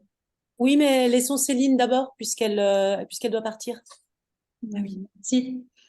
Euh, juste que non, j'ai envie de vous laisser la surprise. Donc, ça se passera en extérieur. Il va y avoir des gestes, il va y avoir des dons à la rivière. Il va y avoir, puis je vais parler un petit peu voilà, de cette question d'alliance. Donc, si vous avez envie d'aller voir qui est Proté, vous pouvez aller voir, mais je vous raconterai qui est Proté demain aussi, qui est un devin plutôt des éléments marins. Et puis voilà, à partir de là, j'énoncerai quelques éléments sur la question du tiers symbolisant. Donc, ça ne sera pas une communication, mais ça sera vraiment je vais me saisir de ce temps, de cette de ce temps où on va se retrouver ensemble en ligne pour expérimenter des choses et mettre un petit peu sur la table des éléments de réflexion sur cette question-là, en allant chercher aussi la pensée d'Augustin Berg sur la question de la mésologie, en fait. Super. Voilà. C'est à partir de lui que je vais aborder la question du tiers symbolisant et voilà, de ces questions de processus, pour faire simple, de symbolisation. Voilà. Génial. Marie, tu pourras m'envoyer le lien, je vais faire mon max pour essayer de me connecter. Oui, oui. Bon, merci. Bon, merci beaucoup. Du coup, je vais partir. Je vais écouter un petit peu ta question, Anne-Laure, et puis il faut que je file vraiment dans 2-3 minutes. Là. Merci beaucoup. À demain. À Merci. demain. C'est bien. Ouais, moi, j'ai pas tant une question que des remarques. D'abord, merci beaucoup pour cette présentation. Sur la colonisation, ça me fait penser à deux livres de Marie-Josée Mondzin, K comme colonie, où elle reprend un texte de Kafka sur la colonie pénitentiaire. Je pense voilà, c'est un texte vraiment intéressant. C'est son dernier ouvrage. Et puis aussi sur la question de la confiscation des mots. Son ouvrage précédent, confiscation des mots et des images et du temps. Ouais, qui est aussi, je trouve qu'il y a des convergences, mais des choses à prendre. J'ai pas lu le texte de Descola sur l'animisme vers les objets. Je suis pas sûre, enfin, j'ai un peu de la peine à voir comment cette question qui est plutôt celle d'un anthropomorphisme pour la technologie, envers la technologie, pourrait faire le pont vers un animisme. J'ai pas l'impression qu'il s'agit de la même démarche, mais peut-être. Je trouve que c'est une question intéressante. Je crains que c'est plutôt l'inverse, mais pourquoi pas. Et puis sur l'animisme, il y avait assez longtemps, j'avais collaboré avec, je ne sais pas si tu les connais, Angela Melitopoulos, qui est une artiste grecque, mais qui vit à Berlin et qui avait collaboré avec Maurizio Lazzarato. Et sur un projet, ils avaient fait, faudrait que je pourrais retrouver ce qu'ils avaient fait sur l'animisme au Brésil avec les textes de Sueli Rolnik et Félix Guattari et puis une communauté de femmes au Japon et pas mal de pratiques au Japon. Voilà, ça m'a fait penser à ça. Et puis après, ouais, je trouve courageux. Enfin, je trouve que la difficulté, c'est toujours quand on est dans des démarches comme celle-là, c'est à la fois d'inspirer, puis quand on est de l'extérieur, ben enfin, il y a un côté ouais, très courageux, très admirable. On se dit, mais moi, j'y arriverai jamais, comment faire? Et puis aussi, cette question, du coup, ben, on peut pas être bon sur tout.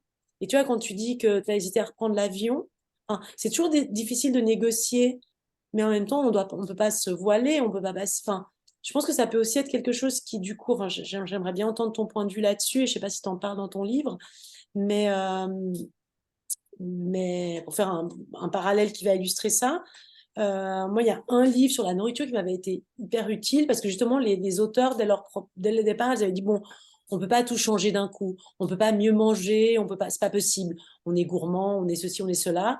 Donc, en fait, on va y aller pas à pas. Puis si on améliore déjà une chose, c'est déjà pas mal.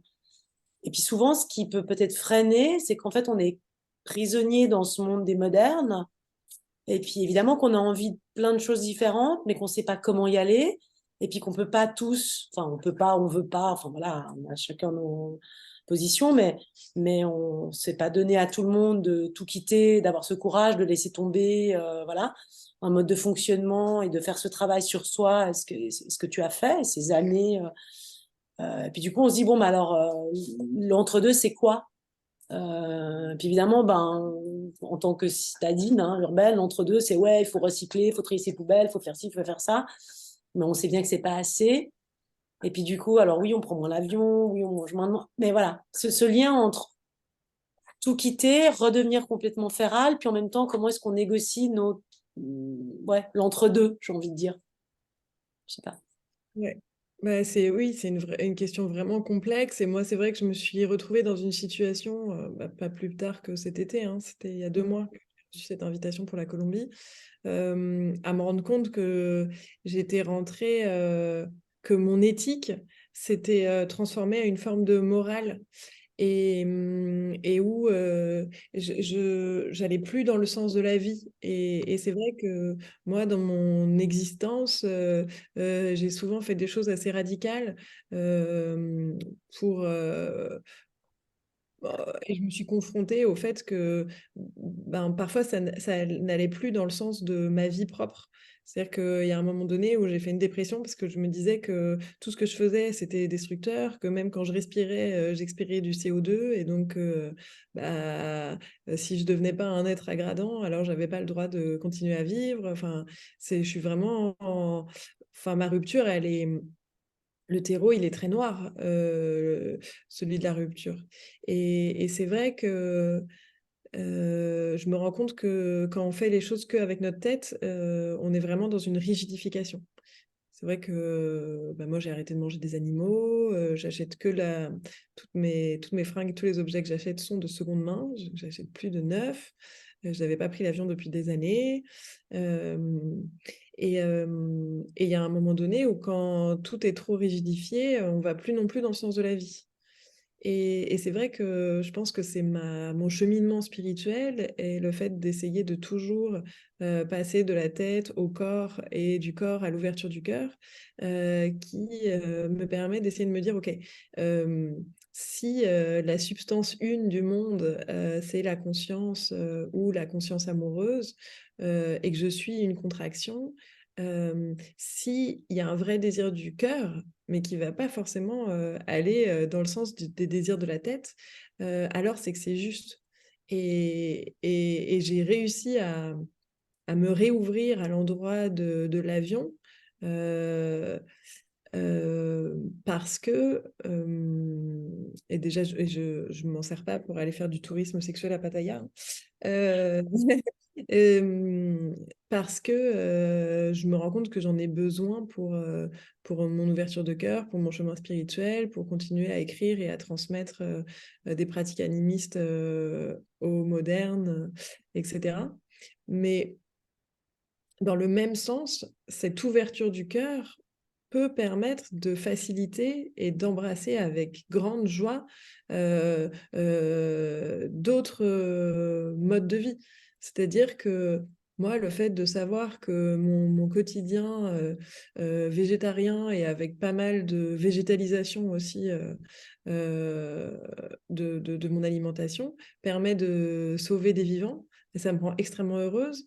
Le fait de savoir que quand j'achète de seconde main, il n'y a pas de nouveau plastique qui est créé, il n'y a pas de nouveaux arbres qui sont coupés, ça me rend heureuse.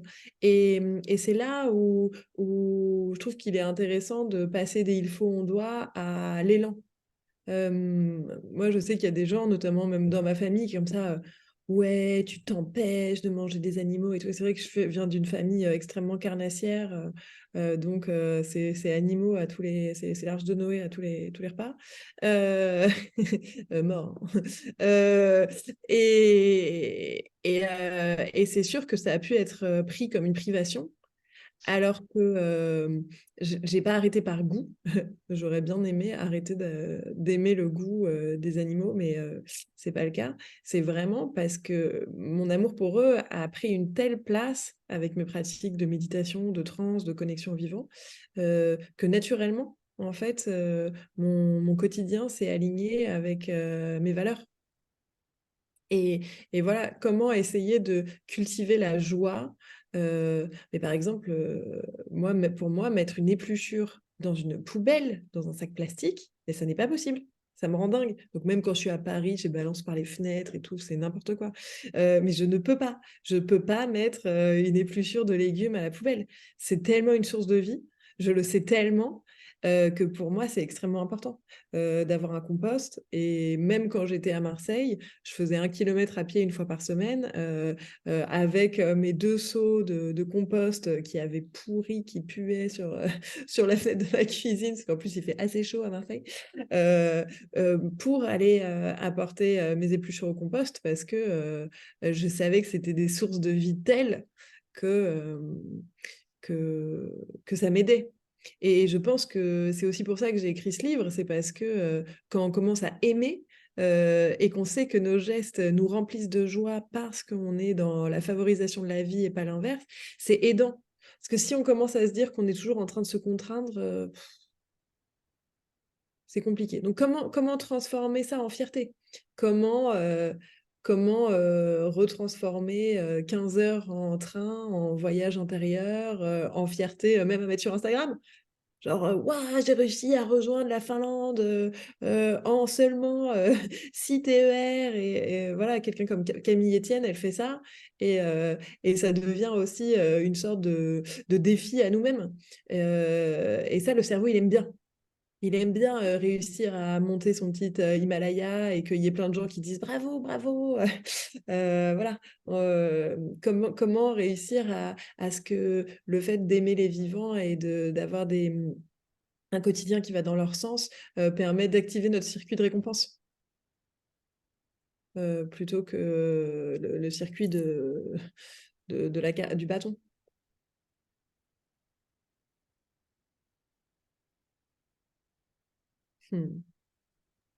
Merci. Avec plaisir. Merci. J'ai bien aimé ce que tu as dit sur sur la rigidification qui va contre les dents de la vie. C'est aussi un peu ce que j'essaye de parler en fait dans mon article, et que cette rigidification, elle peut être dans notre façon de voir le monde, de notre façon d'agir, même si on crée quelque chose de vertueux, enfin qui semble vertueux, par exemple l'écologiste parfait qui respecte tous les gestes à la lettre, mais qui serait trop rigide aussi. Et, euh, et que cette rigidité, en fait, c'est aussi celle euh, du, euh, du système de pensée, de vision du monde qui dirige ce monde, du capitalisme, en fait, qui est rigide dans ses fondamentaux, de voir la vie de façon complètement rationnelle et comme et toujours une ressource en soi. Je pense que c'est de la rigidité, et ceux qui pensent autrement, ils se font un peu déglinguer, quoi. Ouais, Voilà, bah, c'est pas un système qui accepte l'altérité, quoi. Mm. tu soulignes quelque chose qui est vraiment juste. Et en plus, moi, ce à quoi ça m'a confrontée quand j'étais une écolo parfaite, c'est-à-dire que j'habitais toute seule dans une maison, je faisais des trucs en permaculture, j'avais pas de chauffage, enfin voilà, un peu l'extrême, c'est que il y a une forme de haine et de jugement, enfin de haine, la haine c'est un peu trop fort, mais de colère et de jugement vis-à-vis de nos congénères qui font n'importe quoi, qui niquent la planète, etc. Et ça va pas dans le sens de l'amour des vivants qui inclut aussi les humains. Et c'est vrai que me remettre à faire une fois de temps en temps un peu n'importe quoi, enfin, un peu n'importe quoi pour moi, ça serait, je sais pas, acheter un pull neuf ou rentrer une fois par an dans un supermarché, ce que je fais rarement, ou alors là, reprendre l'avion. Ça me permet d'avoir plus d'empathie et de réussir à mieux me relier avec les autres humains, et donc de vivre euh, voilà, une éthique de non-jugement plus grande vis-à-vis des autres humains.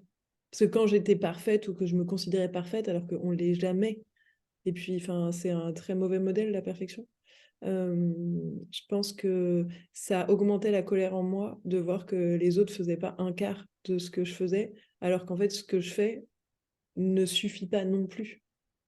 Et c'est aussi la problématique, et là on touche à une question politique, de faire croire que ce sont les individus qui ont le pouvoir de changer.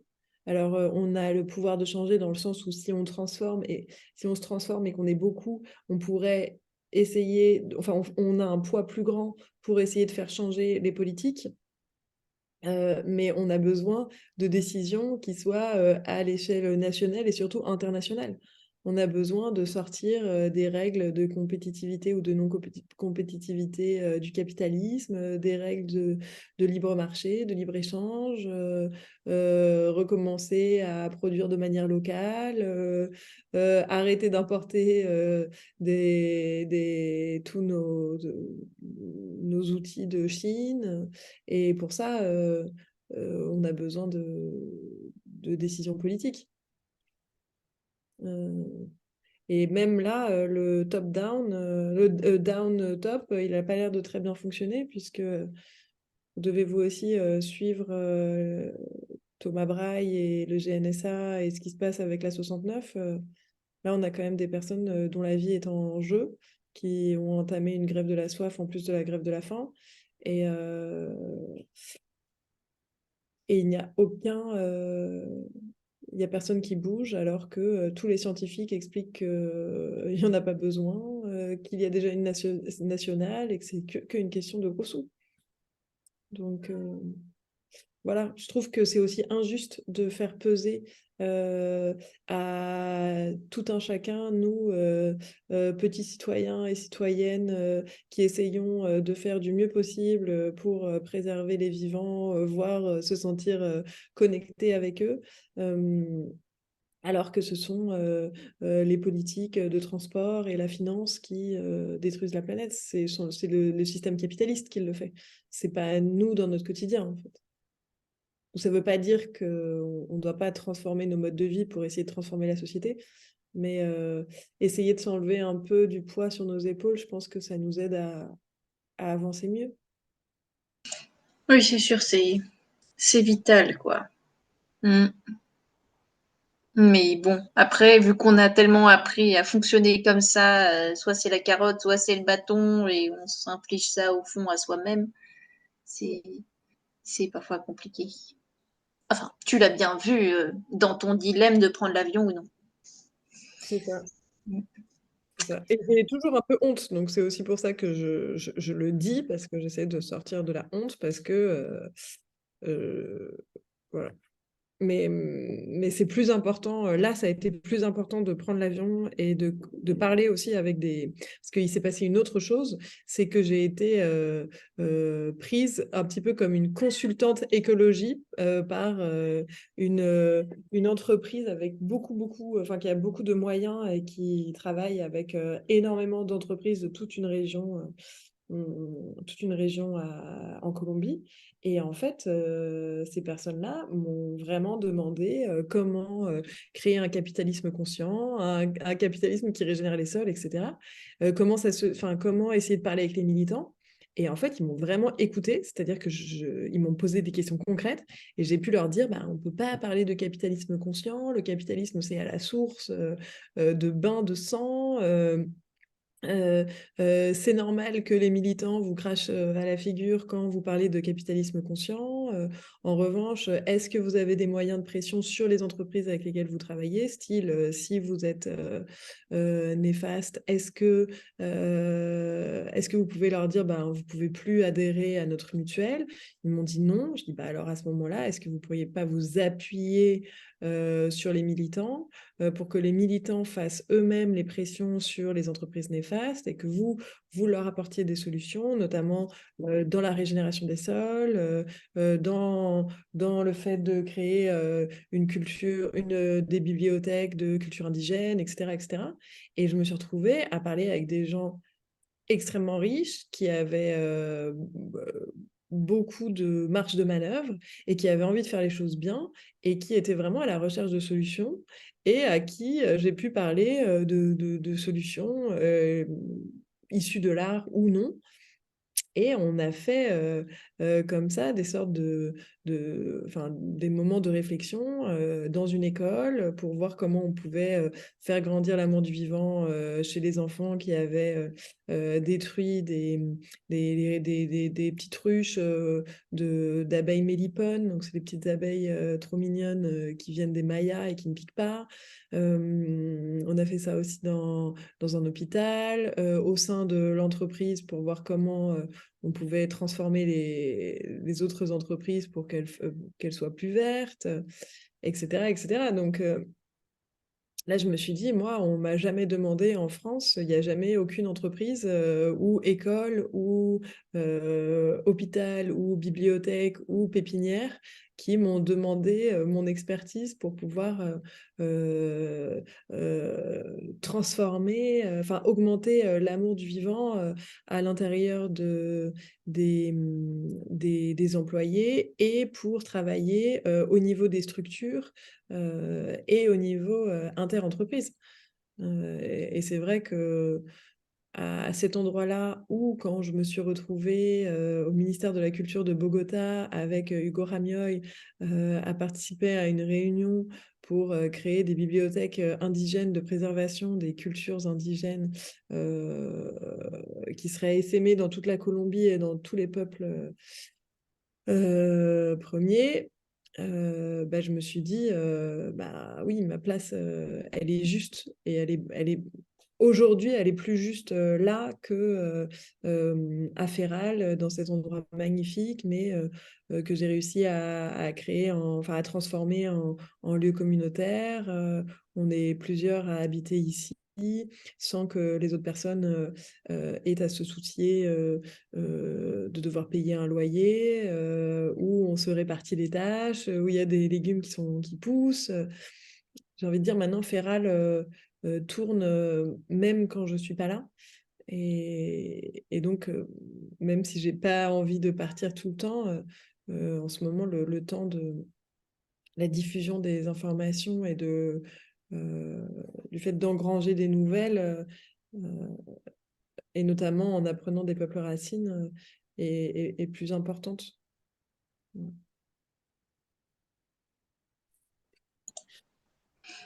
Ça va, Mm. vous savez pas, tous mes chats là, qui sont là à faire miaou, miaou, genre occupe-toi de tout.